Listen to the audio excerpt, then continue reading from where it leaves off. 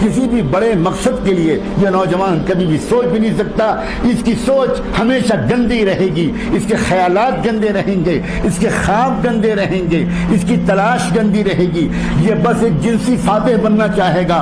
آج میں نے اس کو فتح کر لیا, آج میں نے اس لڑکی کو فتح کر لیا, آج میں نے اس لڑکی کو ون کر لیا, آج میں نے اس کو ایس ایم ایس بھیج دیا, آج میں نے اس سے شیک ہینڈ کر لیا, آج میں نے اس کو مس کال دے دیا, آج میں نے اس سے بات کر لی, آج میں نے اس کو فرینڈشپ کا یقین دلا دیا.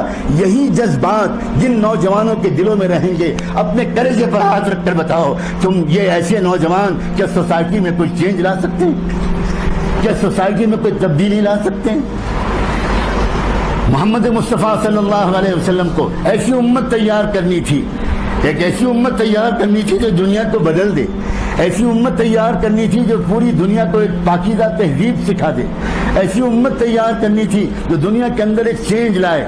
اسی لیے انہوں نے وہ تمام گندگی کے ریسورسز کو پلگ کر دیا, بند کر دیا, کلوز کر دیا. اور سب سے پہلے قرآن مجید کی آیت بھی اشارہ کرتی ہے اور اللہ کے رسول صلی اللہ علیہ وسلم کے ارشادات بھی اشارہ کرتے ہیں, سب سے پہلے اپنے کانوں کی حفاظت کرو.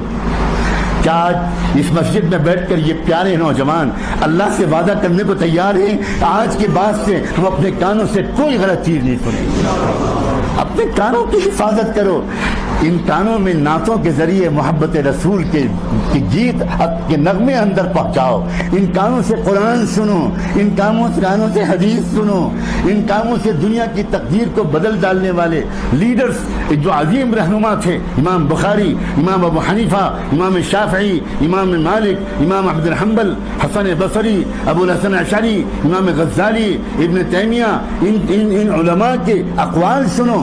کوئی وقت نکالو, اپنے علماء کے پاس جاؤ, ان علماء سے کہو کہ آج ہم آپ کے پاس اس لیے آئے ہیں کہ قرآن کی ایک آیت ہم کو سنا دیجئے, ہمارے کانوں کے ذریعے قرآن کی ایک آیت ہمارے دل تک پہنچا دیجئے. وجد میں آ جاؤ قرآن سن کر, شوق سے قرآن سنو. جس امت کے پاس قرآن جیسا نغمہ ہو اس کو میوزک کی ضرورت ہے؟ اللہ اکبر, عجیب و غریب بات ہے. جس امت کے پاس قرآن جیسا نغمہ ہو, جس امت کے پاس قرآن جیسی موسیقی ہو, جس امت کے پاس قرآن جیسے تھرل جذبات کو ایک عجیب و غریب قسم کا سرور بخشنے والا اللہ کا کلام ہو, اس امت کو گندی شاعری کی ضرورت ہے؟ اس امت کو میوزک کے انسٹرومنٹس کی ضرورت ہے؟ آج کے دنیا کا ماحول کو سمجھو نوجوانوں, تم کو میدان میں اترنا ہے اور تمہیں کو دیکھ رہے ہیں ہم جیسے بوڑھے امیدوں کی نظر سے, تمہیں کو دیکھ رہے ہیں امیدوں کی نظر سے. تمہیں میدان میں اتر کر سوسائٹی کو تبدیل کرنا ہے. ماحول کو سمجھو. ہر چیز کے پیچھے ایک کمرشل انٹرسٹ ہے, ہر چیز کے پیچھے ایک ویسٹڈ انٹرسٹ ہے. کس کی جال میں پھنس رہے ہیں ہم؟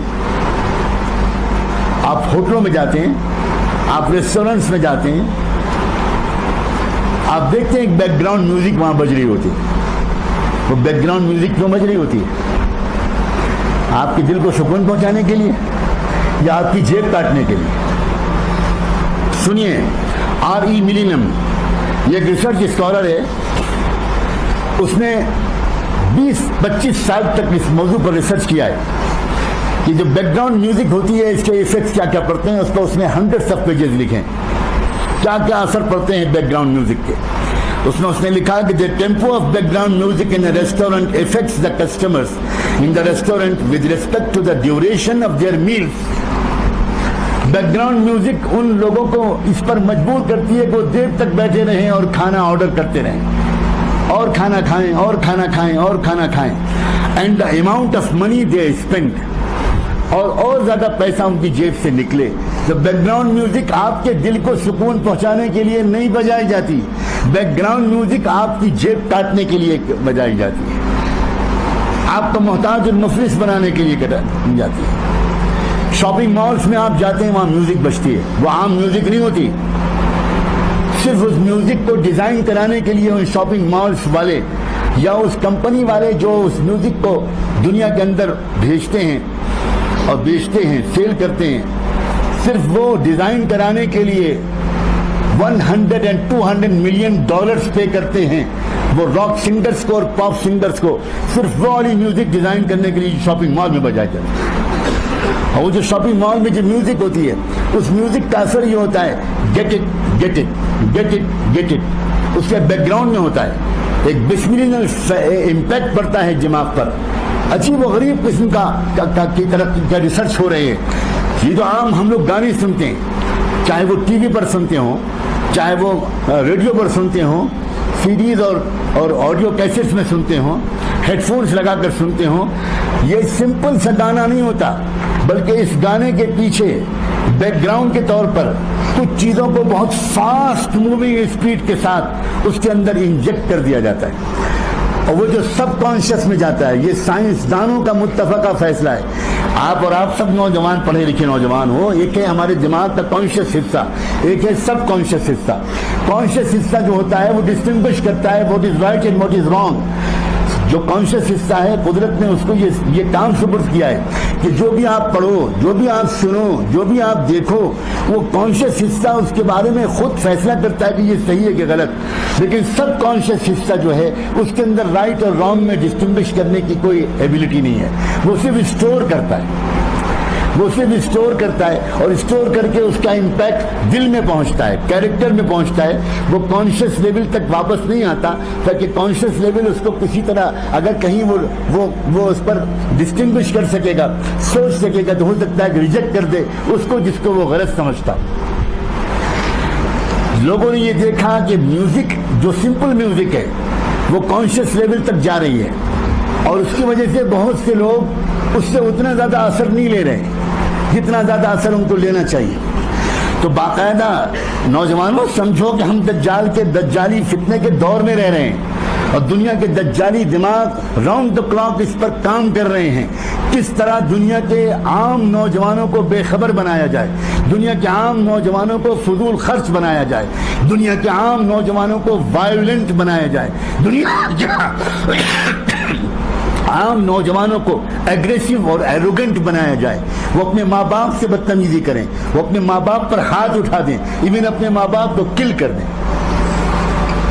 چنانچہ انڈسٹری آگے بڑھی، 1957 میں پہلی مرتبہ تجربہ کیا گیا، کب؟ وے بیک ان 1957، کتنی پرانی بات ہے وہ، اور آج وہ کہاں تک پہنچ گئی ہے۔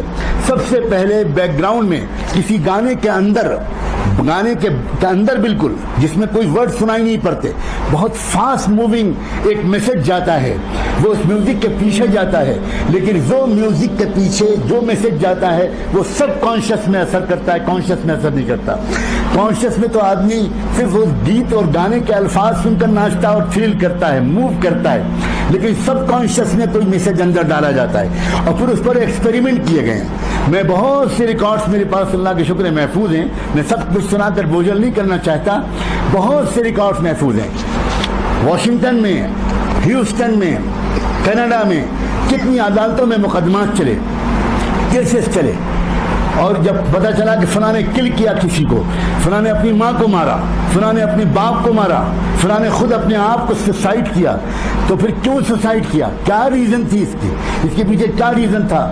تو کورٹ نے آرڈر کیا اس علاقے کے کسی بڑے سائیکولوجسٹ کو اور کسی بڑے میڈیکل ریسرچ اسکالر کو کہ وہ اس نوجوان کی جس نے اپنیوں کو مارا، وہ اس نوجوان نے جس نے اپنی ماں کو مارا، جس نے اپنے باپ کو مارا، جس نے اپنے گھر میں آگ لگا دی، جس نے اسکول میں گھس کر ایک دم شوٹنگ کر دیا۔ آپ نے ابھی 1.5 سال پہلے کا کیس آپ نے سنا ہوگا، ایک آدمی گھسا اور ایک اسکول میں اس نے معصوم بچوں کو مار دیا۔ یہ کیا ہو رہا ہے؟ یہ ہو کیوں رہا ہے؟ یہ ہو رہا ہے میوزک کی وجہ سے۔ اس میوزک میں باقاعدہ اس میوزک میں تجربے کیے جا رہے ہیں، کل ہم، کل ہر، کل یور موم، کل یور ڈیڈ، کل یور موم، کل یور ڈیڈ۔ اب وہ ہزاروں مرتبہ subconscious kill your mom and kill your dad سنتا ہے، وہ ناچ رہا ہے اور وہ تھرل کر رہا ہے، موو کر رہا ہے اس میوزک کو سن کر، لیکن اس کے پیچھے سب کانشیس میں کل یور موم، کل یور ڈیڈ، کل یور موم، کل your dad, try it, why don't try it, try it, shoot نکلا۔ باقاعدہ ریسرچ کیا گیا، برین کی مشینیں لگائی گئی اس انسان کے دماغ پر جس کو پکڑا گیا تھا، جس نے مارا تھا، مشینیں لگائی گئی، میپ کیا گیا برین کے میپ کو، تو برین کے میپ کے اندر پرنٹڈ میٹر نکلا، شوٹ، کل، جب اس کے بعد اس نوجوان کو علاج کرا کر زندہ کیا گیا، ہوش میں لایا گیا، اور اس کے بعد اس سے پوچھا گیا کہ یہ تمہارے برین میں کل کل کل کل کہاں سے آ رہا تھا، یہ بل تمہارے برین میں شوٹ شوٹ شوٹ کہاں سے آ رہا تھا؟ تو اس نے کہا آئی ڈونٹ نو، مجھے نہیں پتا۔ اس سے پوچھا کہ تم کیا سنتے تھے؟ تو اس نے بتایا میں راک میوزک سنتا تھا، میں فلاں اسٹار کا بہت بڑا فین ہوں۔ اس کے کمرے میں اسی اسٹار کے فوٹو لگے ہوئے، اس کے جیکٹ میں اسی کے فوٹو لگے ہوئے، اس کے موبائل میں اسی کے فوٹو۔ تب پھر اس کے بعد کسی ریسرچ اکیڈمی کو کورٹ کی طرف سے دیا گیا کہ اس میوزک کا انالائسس کریں، ڈیپ سائنٹیفک انالائسس کریں، اور اس میں نکلا یہ بات کہ اس کے اندر تھا kill kill kill shoot shoot shoot kill your mom kill your dad why don't try stand up and shoot یہ سب میسیجز اس کے اندر تھے۔ تب کورٹ نے فیصلہ کیا کہ یہ جو آدمی ہے اس نے دراصل یہ جو کچھ کیا ہے یہ اس میوزک کے دراصل اثر کی وجہ سے کیا ہے۔ اب پھر ایک مرتبہ اللہ مجھے اور آپ کو شکر کی توفیق دے، 1500 سال پہلے دنیا میں کسی سائنسدان نے یہ ریسرچ نہیں کیا تھا، لیکن قربان جائیں محمد رسول اللہ صلی اللہ علیہ وآلہ وسلم کے کہ انہوں نے پہلے سے کہہ دیا قریب مت جانا میوزک کے، قریب مت جانا موسیقی کے۔ میوزک قتل تک پہنچائے گی، میوزک شراب تک پہنچائے گی، اور میوزک زنا تک پہنچائے گی۔ سمپل چیز نہیں ہے میوزک، تباہ کر دینے والی چیز ہے، صلاحیتوں کو برباد کر دینے والی چیز ہے۔ تم نے آج تک دیکھا ہے کہ میوزک کا کوئی دلدادہ، کوئی نوجوان اس نے آگے بڑھ کر دنیا کو کوئی بڑا انوینشن کر کے دیا ہو، کوئی ڈسکوری کی ہو، کوئی سائنٹیفک ڈسکوری کی ہو؟ کانوں کی حفاظت کرو عزیز نوجوانوں، کانوں کو بچاؤ، قسم کھا لو اس بات سے کہ کان سے کوئی غلط بات نہیں سنو گے۔ اب تو صورتحال یہاں تک آ گئی ہے کہ ایون موبائل کی جو رنگ ٹون ہے، یہ موبائل کی جو گھنٹیاں ہیں، اور موبائل کے جو اس وقت گانے اور میوزک جو رنگ ٹون کی شکل میں سنائے جا رہے ہیں، یہ سب اس پلان کے تحت ہے کہ دنیا میں وہ اسٹڈی کرتے ہیں کہ ابھی اتنے بلین انسان ہیں جو میوزک استعمال نہیں کرتے، جو ہیڈ فون سے میوزک نہیں سنتے، جو ٹی وی سے میوزک نہیں سنتے، جو ریڈیو سے میوزک نہیں سنتے، اور وہ اچھے لوگ ہیں، پاک دامن لوگ ہیں۔ انہوں نے اس پر بھی ریسرچ کیا کہ نہیں، دنیا میں ہمیں کسی ایک کو بھی پاک دامن نہیں چھوڑنا، ہمیں دنیا میں کسی ایک کو بھی کوئی باحیا نہیں چھوڑنا۔ تو انہوں نے موبائل کی میوزک ٹونز میں، موبائل کی رنگ ٹونز میں وہ تمام گندے قسم کے میسیجز ڈال دیے، اور آج تو حالت یہ ہے کہ ایک مسلمان بیت اللہ کی طرف بھاگ کر جاتا ہے کہ دنیا کی گندگیوں سے کسی طرح کچھ دن کے لیے اس کو عافیت ملے، اور ٹھیک طواف کے درمیان لوگوں کا موبائل وہی گندے رنگ ٹون بجاتے ہیں۔ بیت اللہ کے پاس طواف کرتے ہوئے وہی رنگ ٹون دجال کے ایجاد کیے ہوئے اور دجالی دماغوں کے بنائے ہوئے آج وہاں تک پہنچا دیے گئے۔ یہ زمانہ عام غفلت کے ساتھ جینے کا زمانہ نہیں ہے، ویل اویئر رہ کر جینے کا زمانہ ہے، ایجوکیٹڈ ہو کر جینے کا زمانہ ہے، باشعور ہو کر جینے کا زمانہ ہے۔